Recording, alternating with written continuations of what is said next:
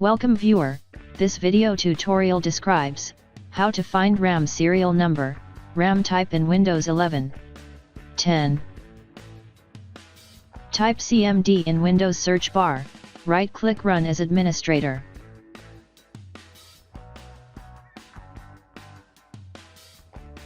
Copy command from description and paste it.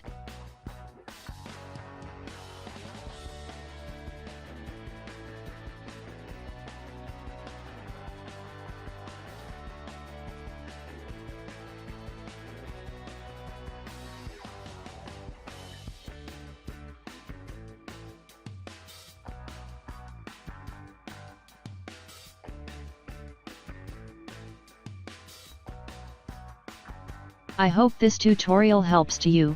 Please like, share and don't forget to subscribe our channel.